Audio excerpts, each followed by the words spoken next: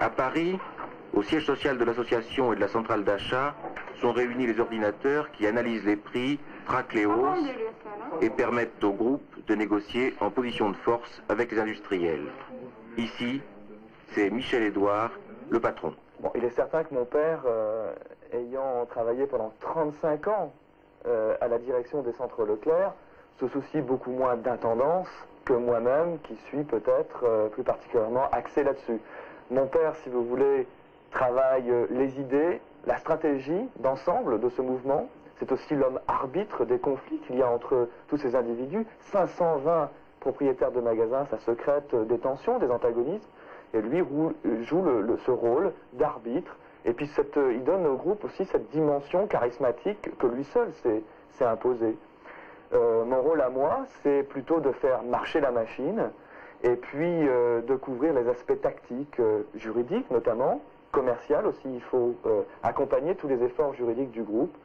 Et puis enfin, peut-être créer quelques innovations pour penser ce que peuvent être les centres Leclerc dans 10 ans. La télématique, la livraison à domicile peut-être. Bon, tous ces flancs nouveaux doivent être travaillés et je crée des petites équipes pour pouvoir préparer cet avenir.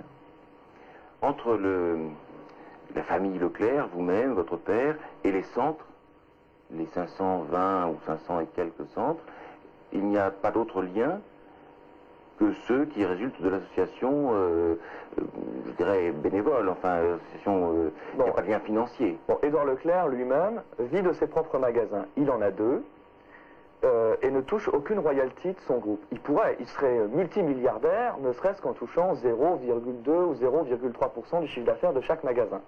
Mais par principe, il le refuse. Parce qu'il a regroupé des hommes qui doivent rester indépendants financièrement et indépendants techniquement.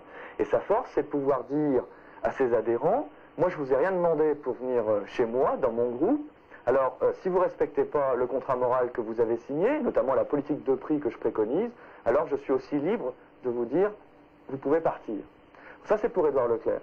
Moi-même, je joue ce rôle au sein de l'association.